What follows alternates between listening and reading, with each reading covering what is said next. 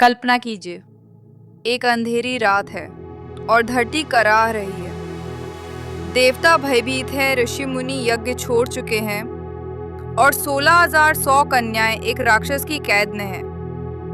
तभी आकाश में गरुड़ की गर्जना होती है और प्रकट होते हैं द्वारकाधीश श्री कृष्ण। उनके साथ एक स्त्री तेजस्विनी रौद्र रूप में। ये कोई साधारण युद्ध नहीं, ये है अधर्म और अपमान के अंत की घोषणा।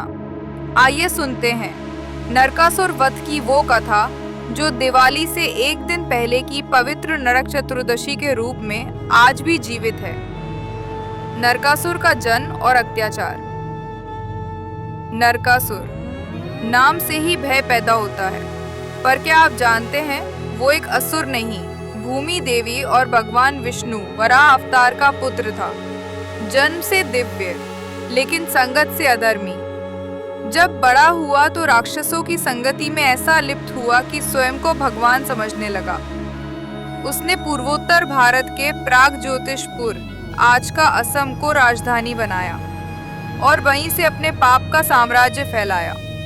उसने इंद्रलोक पर हमला किया, वरुण का छत्र और देवी अदिति के कुंडल छीन लिए, ऋषियों के यज्ञ भंग किए और सबसे बड़ा पाप 16,100 कन्याओं का अपहरण कर उन्हें अपने महल में बंदी बनाना।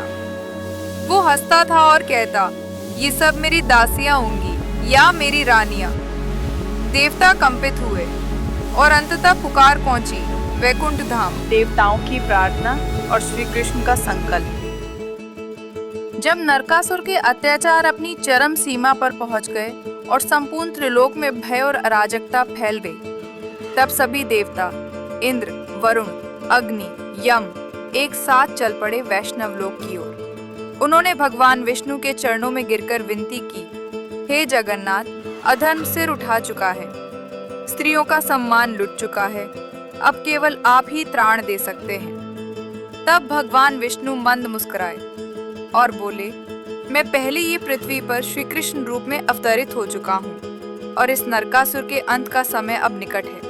मेरा यह अवतार केवल लीलाओं के लिए नहीं, धर्म की स्थापना के लिए है। उन्होंने कहा, अब समय है उस कर्म का जिसके लिए मैंने युगों से इसकी प्रतीक्षा की है, और यहीं से आरंभ हुई वह लीला जो केवल श्री कृष्ण ही कर सकते थे। श्री कृष्ण और सत्यभामा का प्रस्थान। श्री कृष्ण ने जब यह सुना, वे शांत नहीं रहे, पर इस बार वे अकेले नहीं गए। उनके साथ थी रानी सत्यभामा। पर क्यों? क्योंकि नरकासुर को वरदान था कि उसे केवल उसकी माता या फिर कोई स्त्री ही मार सकती है, और सत्यभामा कोई साधारण स्त्री नहीं थी। वे थी भूमि देवी का अवतार, नरकासुर की जन्मदात्री। दोनों सवार हुए गरुड़ पर और चल दिए नरकासुर के किले की ओर, जो सुरक्षा में अभेद्य था। पर जब कृष्ण चलते हैं तो मार्ग स्वयं खुलते हैं। नरकासुर से युद्ध और वध। किले के द्वार पर युद्ध आरंभ हुआ। पहले आया नरकासुर का सेनापति मूर। श्री कृष्ण ने सुदर्शन चक्र घुमाया और मूर समाप्त। फिर आई एक एक कर उसकी दानव सेनाएं और अंत में आया स्वयं नरकासुर, विशाल गदा और आग जैसे नेत्रों के साथ। वह गर्जा, कृष्ण तू मेरा कुछ नहीं बिगाड़ सकता। युद्ध आरंभ हुआ। आकाश में बाणों की वर्षा, धरती पर कंपन। एक तीव्र बाण ने श्री कृष्ण को आघात किया। सत्यभामा क्रोधित हुई। उन्होंने धनुष उठाया और संकल्प लिया, जो स्त्रियों का अपमान करे उसे एक स्त्री ही मारेगी। उन्होंने बाण चलाया सीधा नरकासुर के वक्ष स्थल पर, और वहीं नरकासुर गिर पड़ा। मरते समय उसने कहा, हे माँ, अब मुझे सत्य का ज्ञान हुआ, मुझे क्षमा करे, बस एक वरदान दे, मेरी मृत्यु का दिन प्रकाश पर्व के रूप में मनाया जाए। श्री कृष्ण मुस्कुराए, तुम्हारा वध अधर्म के अंत के रूप में मनाया जाएगा, और वही दिन होगा नरक चतुर्दशी। नरक चतुर्दशी हम दिवाली के एक दिन पहले मनाते हैं। ये पर्व अधर्म के अंत और प्रकाश की ओर यात्रा का प्रतीक है। 16,100 कन्याओं का उद्धार। नरकासुर के मरते ही उसके किले के द्वार खुले। वहां से बाहर आईं 16,100 कन्याएं, जो वर्षों से अपमान, भय और तिरस्कार में जी रही थीं। वे दौड़कर श्री कृष्ण के चरणों में गिर पड़ी। प्रभु, अब हम कहाँ जाएंगी? समाज हमें अपवित्र मानेगा, कोई हमें पत्नी नहीं बनाएगा। कृष्ण की आंखों में करुणा थी। जब समाज तुम्हें त्यागेगा तो मैं तुम्हें सम्मान दूंगा। तुम्हारा सम्मान अब मेरे साथ जुड़ा रहेगा। और उसी क्षण श्री कृष्ण ने 16,100 रूप धारण किए और हर कन्या से विधि पूर्वक विवाह किया। द्वारका में बने 16,100 महल और हर महल में एक एक श्री कृष्ण। भागवत कथा से एक विशेष प्रसंग, नारद मुनि की द्वारका यात्रा। भागवत महापुराण में एक अद्भुत प्रसंग आता है जब देवऋषि नारद को ये जानने की जिज्ञासा हुई कि भगवान श्री कृष्ण, जिन्होंने 16,108 विवाह किए हैं, क्या वे सचमुच हर रानी के साथ समय बिताते हैं या ये सब केवल एक लीला है।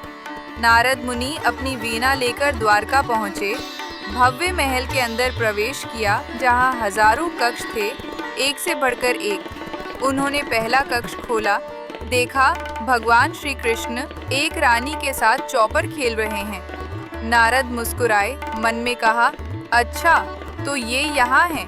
फिर वे अगले कक्ष की ओर बढ़े और वहाँ उस रानी से कहा, तुम्हारे पति तो शायद अन्य रानियों में व्यस्त हैं। लेकिन तभी पीछे से वही श्री कृष्ण प्रकट हुए, मुस्कान लिए, शांत, दिव्य। नारद मुनि हतप्रभ रह गए। वे तीसरे कक्ष में पहुँचे। यहाँ कृष्ण एक रानी के केश संवार रहे थे। फिर चौथे में कोई भोजन करा रही थी। पांचवें में वे प्रवचन दे रहे थे। छठे में तुलसी को जल दे रहे थे।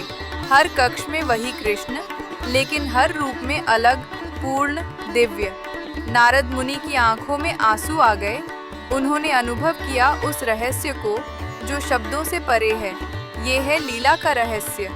जहाँ प्रेम होता है वहाँ भगवान स्वयं अनेक रूपों में प्रकट हो जाते हैं। भगवान श्री कृष्ण केवल एक नहीं बल्कि हर आत्मा में समाये हुए हैं। तब दिव्य संकेत और आध्यात्मिक रहस्य। ये कथा केवल ऐतिहासिक नहीं बल्कि आध्यात्मिक भी है। ये 16,100 कन्याएं प्रतीक हैं हम सभी आत्माओं का, और श्री कृष्ण इक्वल परमात्मा। जब हम अहंकार, पाप और मोह की नरकासुरी कैद में फंसते हैं तो वही परमात्मा स्वयं आकर हमें स्वीकार करते हैं बिना किसी शर्त के। ये मोक्ष का विवाह है। कुल विवाह संख्या और उपसंहार। श्री कृष्ण की कुल 16,108 पत्नियां थीं। 8 प्रमुख रानियां, रुक्मिणी, जाम्बवती, सत्यभामा, कालिंदी, मित्रविंदा, नागनजिति, भद्रा, लक्ष्मणा। 16,100 कन्याएं जिन्हें नरकासुर से मुक्त किया गया। वे सब एक नहीं अलग अलग महलों में थीं और हर रानी को लगता था कि श्री कृष्ण केवल उनके साथ हैं। यही है लीला का रहस्य। प्रेम बांटने से घटता नहीं, वह तो हर आत्मा में समा जाता है, जैसे श्री कृष्ण। मित्रों, ये कथा हमें सिखाती है किसी अपमानित आत्मा को अपनाना सबसे बड़ा धर्म है। और जब हम सत्य के मार्ग पर चलें तो स्वयं श्री कृष्ण हमारा साथ देते हैं। ये कथा के अंश भागवत पुराण, विष्णु पुराण, हरिवंश पुराण तथा महाभारत के सभा पर्व में उल्लेखित हैं, जहां भगवान श्री कृष्ण द्वारा नरकासुर वध और 16,100 कन्याओं से विवाह की लीला का वर्णन मिलता है।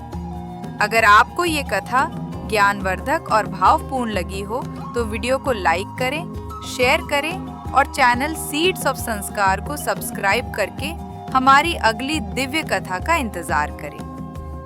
जय श्री कृष्ण।